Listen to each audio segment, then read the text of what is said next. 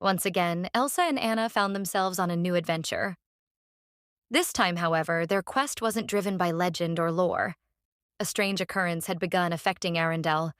The rivers and lakes surrounding the kingdom were mysteriously freezing and thawing without Elsa's magic. Every few hours, the water would solidify into thick ice, trapping boats, animals, and even parts of the kingdom itself, only to melt away minutes later in unpredictable patterns. Worried that these bizarre events could endanger the kingdom, Elsa and Anna consulted the royal archives. There, hidden among dusty tomes and scrolls, they discovered an ancient map that led to a long-forgotten place called Tempora's Abyss, a location said to hold power over time itself. According to legend, a being called Kronos guarded the flow of time from within this abyss. If disturbed, time could unravel, causing unnatural events, just like what was happening in Arendelle.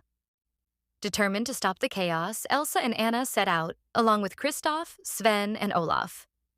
They followed the map across the fjords and snowy mountains, trekking through unfamiliar lands. As they neared Tempora's Abyss, the world around them seemed to warp. They saw rivers flowing backward, birds flying in reverse, and day shifting into night in an instant. Time itself was becoming unstable. At last, they arrived at the mouth of the abyss, a deep canyon filled with swirling fog and shimmering lights. Strange symbols floated in the air, and echoes of voices from the past and future could be heard all around them.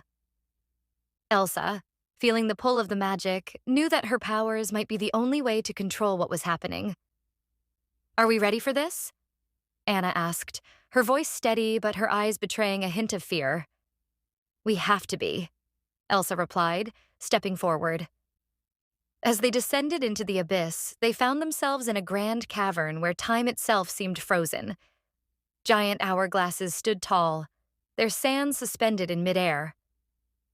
At the center of the cavern stood Kronos, a towering figure made of stone and silver, his eyes glowing like molten metal.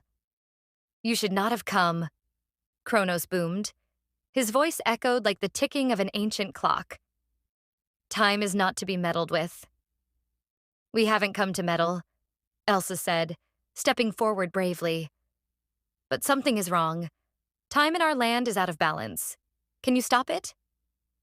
Kronos' eyes narrowed as he looked down at the sisters. "Time is unraveling because someone has broken the hourglass of eternity. It was hidden long ago to protect the world from chaos. Now, because of this, the flow of time is disturbed." Anna, always the optimist, asked, "How can we fix it?" "The only way to restore balance," Kronos explained, "is to repair the hourglass. But to do so, one must offer a piece of their own time, their own future. It is a sacrifice." Anna and Elsa looked at each other. The weight of the situation was heavy. Someone had to give up part of their own life to fix the hourglass and save Arendelle. Without hesitation, Elsa stepped forward. "I will do it," she said. "I will give up a part of my future to restore time." Anna grabbed her arm. "Elsa, no, there must be another way." But Elsa shook her head. "I'm the one with the magic to handle this. It has to be me." With a wave of Kronos' hand, an ancient broken hourglass appeared before them. Elsa approached it slowly, her heart pounding. She placed her hands on the cracked glass, and immediately she felt a pull. Her life force, her time, being drained into the hourglass. Her past memories flashed before her. Moments with Anna, her parents, her coronation, and the battles she had fought. Then, in an instant, her future began to fade. Unlived moments with Anna, with Kristoff and Olaf, and all the days she had yet to see. The hourglass began to glow, repairing itself piece by piece as Elsa sacrificed her future. Finally, when the last crack sealed, the hourglass shone brightly, and time began to stabilize. The cavern shimmered with energy as the hourglasses around them resumed their flow. But as Elsa fell to her knees, weakened by the sacrifice, something unexpected happened. Anna, unable to watch her sister suffer, ran to her side and without thinking touched the glowing hourglass. A burst of light surrounded them both. "Anna, no!" Elsa cried, but it was too late. Anna's act of love, Her willingness to share in her sister's sacrifice caused the magic of the hourglass to change. Instead of taking Elsa's future alone, the hourglass split the burden between the two of them. Both sisters lost a small part of their futures, but not enough to cause lasting harm. Instead, their bond had rewritten the rules of the magic itself. Kronos, watching this unfold, smiled for the first time.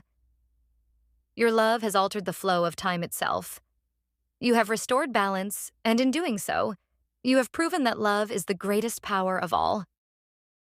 With time now stabilized, the strange occurrences in Arendelle stopped. Rivers flowed naturally again, and the kingdom was safe. Elsa and Anna returned home, knowing they had each given up a piece of their future, but grateful they still had each other. As they stood on the balcony of the castle, watching the sunset, Anna smiled at Elsa. "We'll make the most of the time we have, won't we?" Elsa nodded, taking her sister's hand. "Always."